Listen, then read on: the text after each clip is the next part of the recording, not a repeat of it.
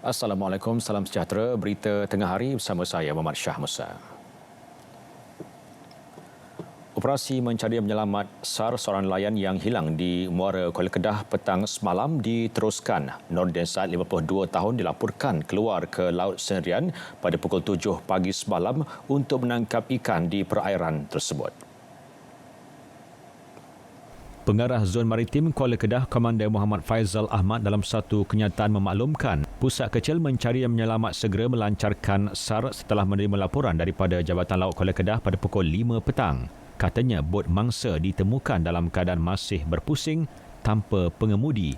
Bot kemudian dibawa ke jeti Bampiran untuk diserahkan kepada waris. Operasi SAR disambung semula pagi tadi melibatkan anggota dan aset daripada PDRM, Jabatan Bomba dan Penyelamat Kedah, Angkatan Pertahanan Awam, Jabatan Perikanan Kedah serta beberapa bot nelayan tempatan.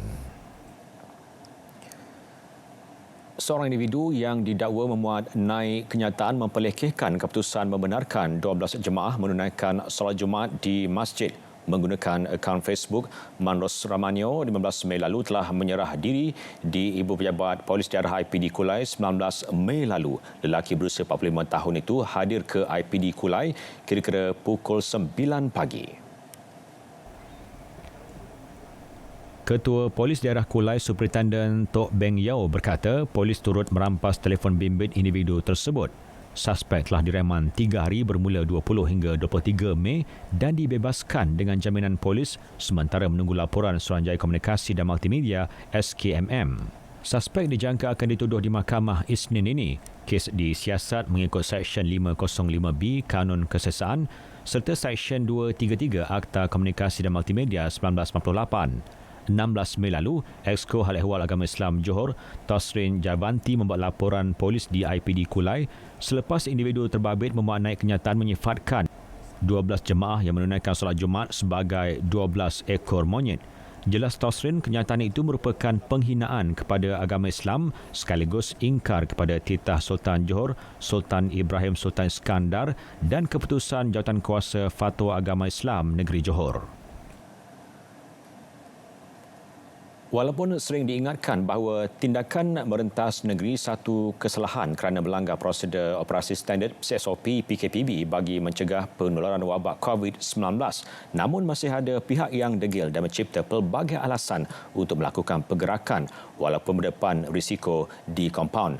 RTM meninjau sekatan Jalan Raya SJR Kampung Basung Hulu Terengganu, lokasi yang menjadi tumpuan untuk merentas sempadan semasa musim perayaan. Ketua Polis Daerah Hulu Terengganu DSP Muhammad Adli Mat Daud berkata satu kompaun dikeluarkan terhadap seorang lelaki yang cuba merentas negeri dengan mengemukakan surat kebenaran rentas negeri tidak sah. Ketika pemeriksaan, lelaki terbabit bersama isteri dan anak memberi alasan melawat saudaranya di Gua Musang, Kelantan. Pemandu ini telah mengemukakan satu borang yang hanya berisi butiran peribadi dia dan tidak ada apa-apa cop pengesahan ataupun kelulusan daripada mana-mana balai polis berdekatan. Jadi tindakan pemandu ini cuba melalui kawasan SJR itu kita telah mengambil tindakan kompaun di bawah kesalahan PKPB ini. Menurut Muhammad Adli, laluan Kampung Basung adalah laluan alternatif pengguna jalan raya ke Aring, Gua Musang dan Simpang Pulai Ipoh. Selain di Hulu Terengganu, SJR turut dilakukan di antara sempadan negeri di daerah Besut dengan Kemaman serta di R&R Prasing Kemaman. Setelah 23 hari pelaksanaan Perintah Kawalan Pergerakan PKP dan PKP bersyarat PKPB semalam, solat Jumaat kembali dilaksana di Melaka setelah ditangguh bagi mengekang penularan wabak COVID-19. Pengarah Jabatan Agama Islam Melaka Jaim, Datuk Mat Azhan Samad berkata, kira-kira 212 buah masjid dan surau diberi kebenaran mengadakan solat Jumaat di negeri itu. Semua jemaah diwajibkan untuk membawa sejadah sendiri serta perlu menggunakan pelitup hidung dan mulut. Semua mereka sangat berdisiplin dan mematuhi semua SOP yang telah kita tetapkan. Dan walau bagaimanapun, saya masih lagi menunggu laporan daripada setiap masjid yang telah memberikan solat Jumaat. Kalau sekiranya kita dapati bahawa masjid-masjid yang selain daripada masjid ini mematuhi SOP yang ditetapkan dan teratur, terkawal, insya-Allah tak mustahil lah. Dari segi bilangan tu kita akan tambahkan daripada bilangan di masa hadapan. Beliau ditemui selepas solat Jumaat di Masjid Al-Azim, Bukit Palah. Solat Jumaat yang disempurnakan dalam tempoh 15 minit termasuk solat, khutbah dan doa diketuai Imam satu masjid, Ustaz Muhammad Nur Alif Radani. Dia rasa sekejap sangat.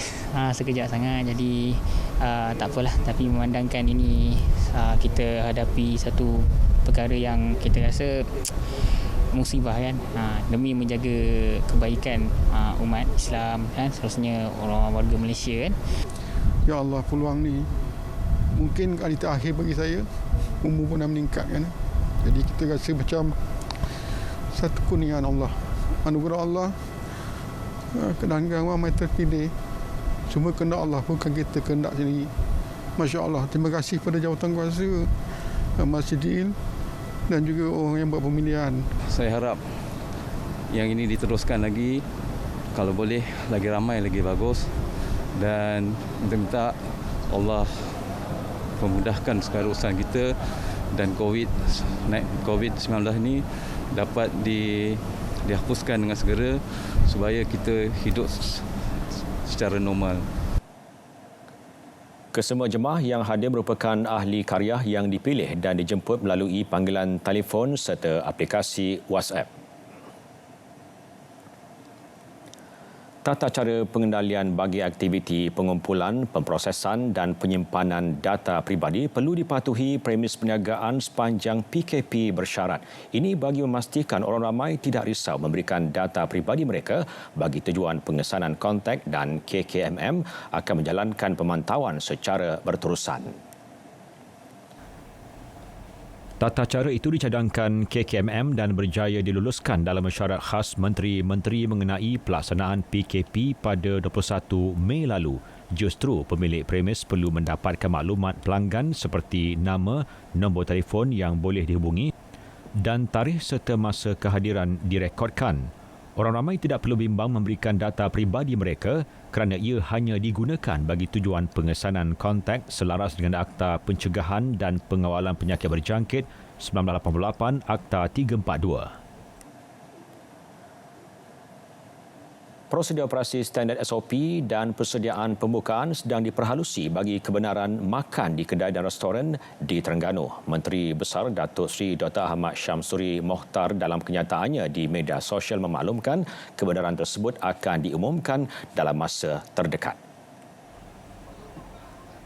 Paling penting, beliau berkata, persediaan minda dalam kalangan peniaga dan pengunjung.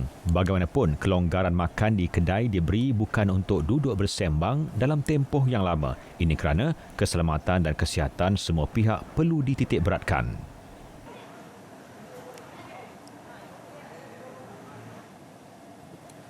Tenaga Nasional Berhad TNB menggunakan kaedah prorata bagi mendapatkan jumlah sebenar bil elektrik pengguna sepanjang tempoh Perintah Kawalan Pergerakan PKP. Ketua Pegawai Runcit TNB, Megat Jalaluddin Megat Hassan berkata, kaedah itu akan melaraskan jumlah bil elektrik bagi tempoh tertentu sekaligus memastikan pengguna tidak dikenakan caj berlebihan. Jelas beliau, bil-bil anggaran yang diterima pengguna sebelum ini akan diselaraskan sebaik sahaja TNB mendapat bacaan meter sebenar di kediaman atau premis pengguna. Pengguna yang menerima bil anggaran bulan Mac, April dan Mei dan akan menerima bil sebenar pada bulan Jun untuk tempoh 4 bulan.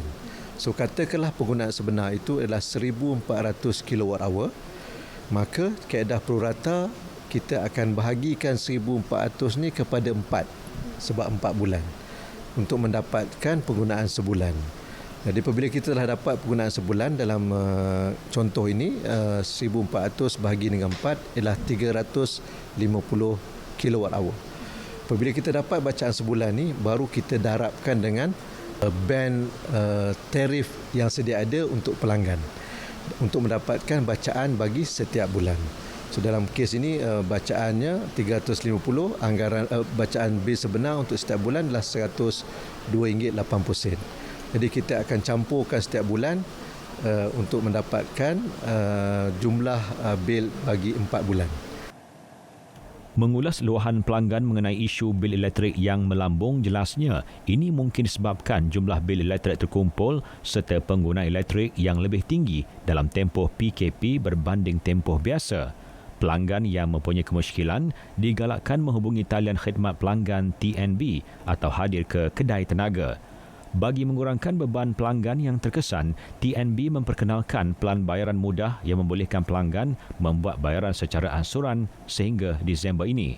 Sebagai tambahan, TNB tidak akan mengenakan penalti kepada pengguna kediaman yang membuat bayaran lewat sehingga 30 September dan pemotongan bekalan elektrik ditangguhkan sehingga 31 Julai ini. Dalam perkara itu, kru RTM melakukan tinjauan di kawasan perumahan dan premis dan mendapat pelbagai reaksi mengenai isu bil TNB. Buat masa ini saya belum terima apa-apa bil TNB yang terbaru. Tapi so far yang lepas-lepas tu adalah. Mungkin bila dah lama tak terima bil tu akan meningkat sebab dia ikut pada penggunaan harian kita. Sebelum kita bayar bulan 70 ke 80 macam tu kita bayar. So ini 2 bulan kita tak bayar lah. So bolehlah happy lah sikit. Nanti kita tak tahu bulan akan datang naik ke tak naik. Bil elektrik kita tak tahu. Tapi kurang, okeylah kita happy aje lah. Tak bolehlah kita nak salahkan TNB. Sebab dia PKP dia tak boleh datang cek di rumah. So dia kena kita tunggu satu shot kita bayar tu, itu mestilah kita kena bayar. Kalau bagi saya lah tentang isu bil elektrik ni, sebenarnya bil elektrik ni tetap sama. Cuma bila dalam musim PKP ni kita memang banyak menggunakan bil elektrik. Jadi tak ada isu kata bil elektrik ni naik. Kemudian kerajaan juga telah ambil langkah-langkah untuk membantu rakyat di musim PKP ni. Di mana kita ada dengar juga dia orang akan bagi diskaun dan pelbagai inilah. Sejak ke PKP ni, saya selama 3 bulan kan, bil sama aja. Kita pakai pun bil harga sama je 800 juga tu macam. Biasa dekat rumah, saya punya rumah, biasa sampai bini online bayar ya, ada online bayar. Tapi itu pun sama juga. Kita bayar 300, nanti bulan depan kita online, sama juga tu bil. Harga semua sama ya, tidak perubahan. Naik pun tidak, turun pun tidak, ngam-ngam aja. Penggunaan air oleh penduduk di Negeri Sembilan bertambah sehingga 2 kali ganda sepanjang tempoh PKP dilaksana sejak 18 Mac lalu. Jelas Pengarah Syarikat Air Negeri Sembilan, Sains Wan Rasdi Wan Ismail, peningkatan nilai bil air pengguna yang dihadapi penduduk adalah berikutan kaedah anggaran bil 3 bulan terdahulu sebelum bulan Mac dan April. Menurutnya, bacaan meter dihentikan bermula 18 Mac sehingga 5 Mei berikutan pelaksanaan PKP. Ujarnya nilai bil sebenar mula direkodkan dalam tempoh pelaksanaan PKPB. Untuk makluman semua, dalam tempoh PKP, semua pengguna berada di rumah.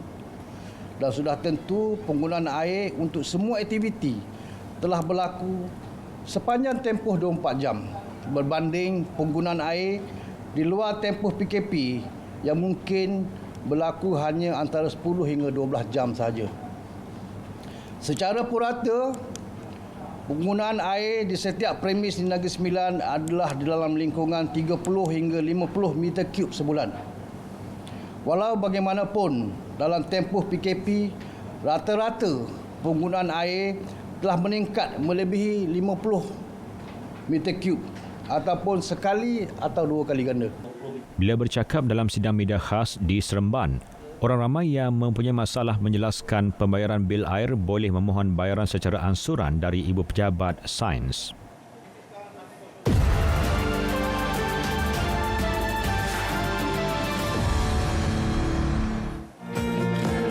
Amalkan norma baharu dalam perniagaan dan kehidupan.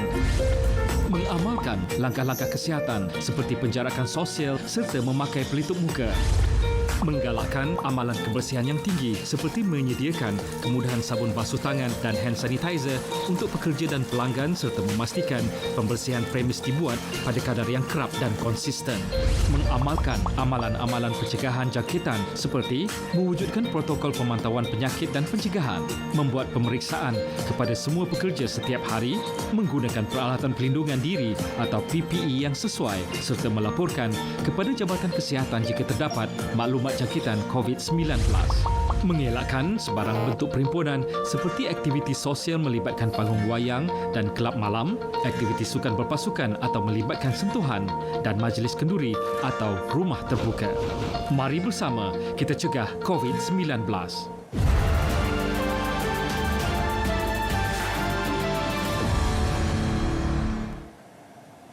Saudara, sebentar tadi telah masuk waktu solat fardu Zuhur bagi Kuala Lumpur dan kawasan-kawasan yang sama waktu dengannya.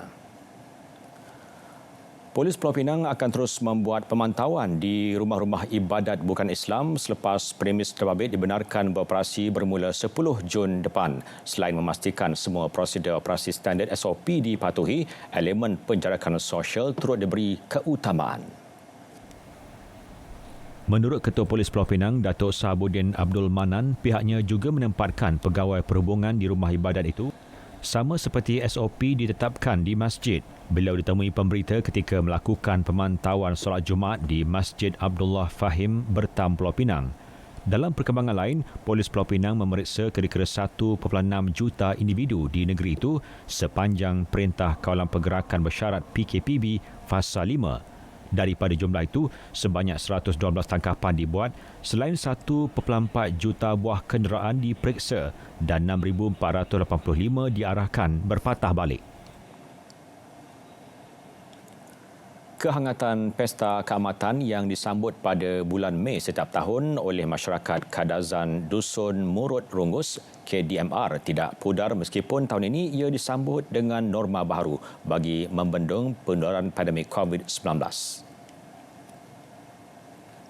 Walaupun wabak berkenaan memberi impak kepada kehidupan dan sosioekonomi rakyat, namun ia bukan alasan untuk melupakan terus sambutan keamatan. Bagi salah seorang pereker fashion, Albert Oliver, walaupun tempahan baju tradisi agak berkurangan tahun ini, namun perniagaan tetap diteruskan secara dalam talian.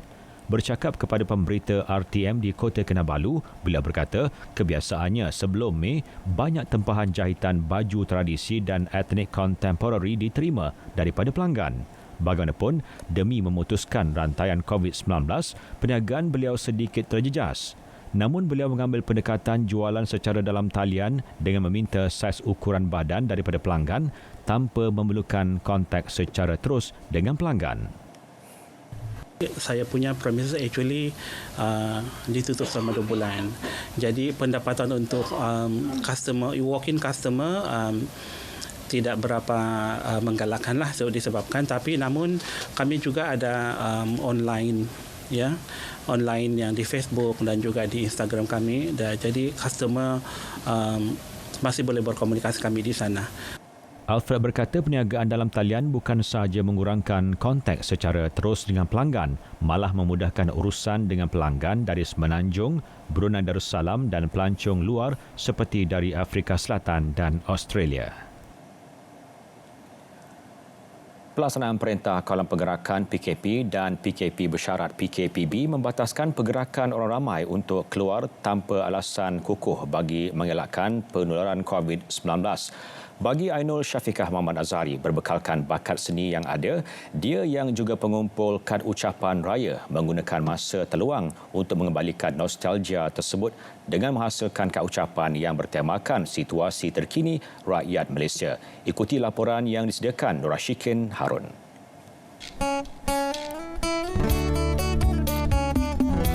Graduan Ijazah Sains Nutrisi dari Universiti Monash Australia ini menghasilkan 3 jenis kad ucapan raya buatan tangan 100%, iaitu kad jalur lintang, 2 jalur dan jalur 3. Kad ucapan ditata rias dengan hasil tulisan yang berseni, diisi dengan puisi bertemakan PKP yang mengajak orang ramai untuk duduk di rumah ketika perayaan Aidilfitri. Semacam dalam dia pula ada buat puisi sendiri yang bertemakan COVID juga, bertemakan PKP, macam tak boleh keluar. Puisi tu tulis kat sini. Lepas tu dalam puisi ni juga bawah tu ada tulis macam hashtag stay at home, macam nak sampaikan mesej, kita kena sama-sama untuk duduk kat rumah, kita jaga kita. Menggunakan tema mendekatkan yang jauh untuk melambangkan jarak pemisah, namun dengan bertukar kad ucapan raya, hubungan yang terjalin dapat dieratkan dengan cara yang unik. Bagi mendapatkan bekalan bahan untuk menghasilkan kad ucapan tersebut dalam tempoh PKP, pastinya sukar buat Ainul. Namun begitu, keluarganya banyak memberi sokongan untuknya meneruskan usaha itu. Ayah yang pergi pejabat pos yang beratur, yang pergi stampkan benda tu dekat pejabat pos sendiri.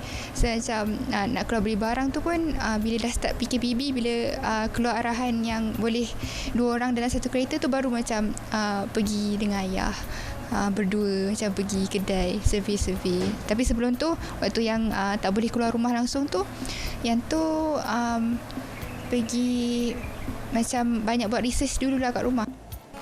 Bila dia cakap dia ada projek nak buat kad raya sebab PKP semua tu, jadi dia minta pendapat, jadi tak menghalang lah. Tapi kita pun fikirlah kan, PKP ni mungkin betul lah. Lagipun sambil tu bolehlah juga cari pengalaman dan dapatlah juga duit. Itu ajalah. Bagi seorang doktor perubatan keluarga dari University of Melbourne Shepparton Medical Centre, Dr. Siti Haura Sabudin, pandemik COVID-19 yang menghalangnya untuk pulang ke Malaysia bagi menyambut Aidilfitri mendorongnya untuk menyampaikan rasa rindu menerusi kad ucapan raya yang dihantar kepada keluarga. Sebab saya rasa kad raya secara fizikal tu sebenarnya ia sesuatu yang sangat, kalau kita dapat kad raya fizikal tu, sesuatu yang sangat terus menyebabkan penerima tu tersentuh hati. So dan bila PKP ni tak dapat nak pulang beraya, so selain daripada video call guna teknologi semua tu, saya rasa penghantaran kad secara fizikal ni akan buatkan keluarga dan keluarga terdekat kita sangat tersentuh hati dan sangat menghargai lah bila mereka diberi kad fizikal tu. Okay Ainul, so kad PKP 3 jenis ni? Ni ada jalur lentang, 3 jalur, so 1, 2, 3 jalur kan. Ni ada 2 jalur. Menarik. Kekangan orang ramai untuk ziarah menziarahi ketika perayaan Aidilfitri dalam tempoh Perintah Kawalan Pergerakan Bersyarat PKPB ini tidak terbatas bagi Ainul Syafiqah. Beliau berjaya mengembalikan nostalgia bertukar kad raya dan uniknya penghasilan kad raya tersebut adalah secara tulisan tangan yang membawa mesej agar patuh kepada arahan PKP. Cantiklah.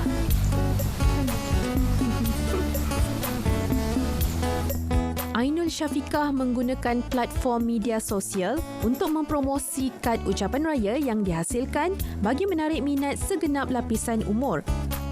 Bahkan, dia turut menggunakan aplikasi TikTok dan iMovie bagi menghasilkan video promosi produknya. Nur Ashikin Harun, RTM. Seramai 100 penduduk sekitar kawasan Pantai Dalam daripada kalangan asnaf menerima bantuan makanan asas dan duit raya sempena program Ziarah Aidilfitri anjuran Desmo Honors Club Malaysia DOCM dengan kerjasama Masjid Jami' Al-Khadijah Pantai Dalam. Wakil program itu Syahrudin Ahmad berkata program diadakan atas keprihatinan membantu golongan yang kurang bernasib baik di kawasan itu yang terkesan akibat PKPB. Ini merupakan salah satu daripada program kebajikan tahunan masyarakat kami yang dibuat setiap tahun. Program ini akan diteruskan, baik dari segi keagamaan, kemasyarakatan maupun berkebajikan. Dalam sukan permotoran ini kita tidak limitkan. Kelab DOCM dengan kerjasama Jawatankuasa Masjid Jami' Al-Khadijah menyasarkan golongan asnaf iaitu miskin tegar, gelandangan, anak yatim, orang kurang upaya, ibu tunggal dan komuniti daif yang memerlukan bantuan.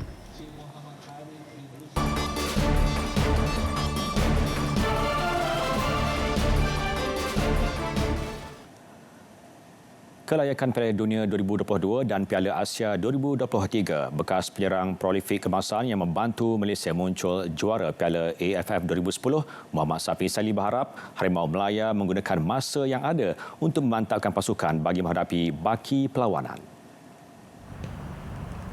Jelas beliau pemain kebangsaan harus memanfaatkan tempoh perintah kawalan pergerakan dengan melakukan latihan kecergasan secara bersendiri sebagai persiapan sebelum dipanggil untuk latihan pusat.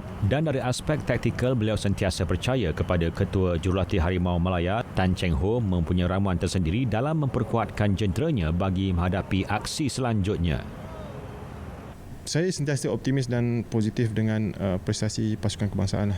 Kita berada hampir sama dengan pasukan Vietnam, Thailand dan kita tidak terlalu jauh dengan UAE.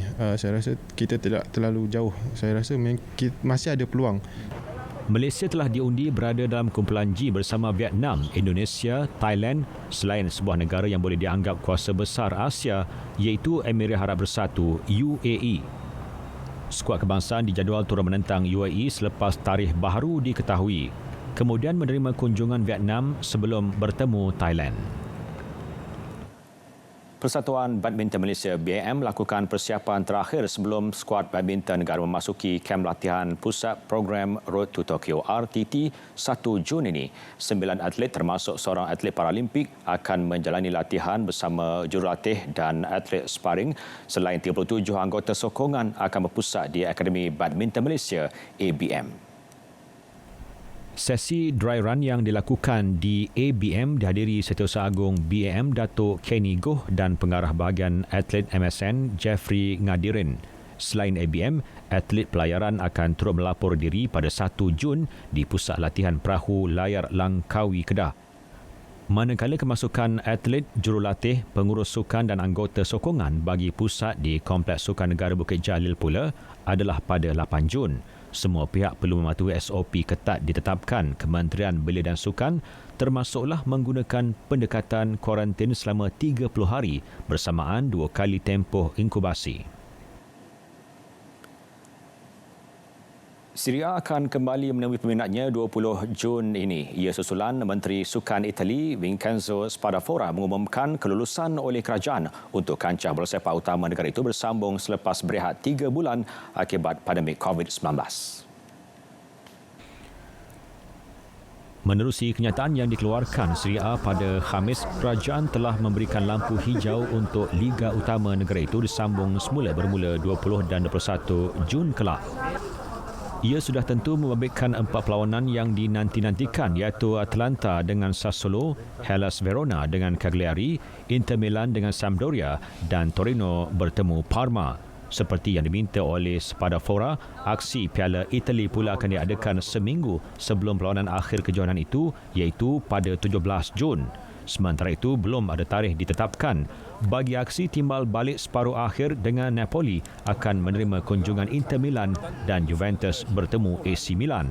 Namun, kedua-dua aksi tersebut dikatakan boleh diadakan pada hujung minggu 13 dan 14 Jun.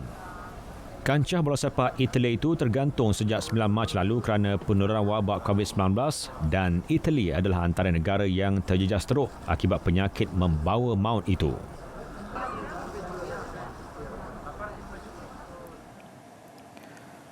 Saudara, berita tengah hari berakhir di sini. Dengan itu, Assalamualaikum dan salam hormat.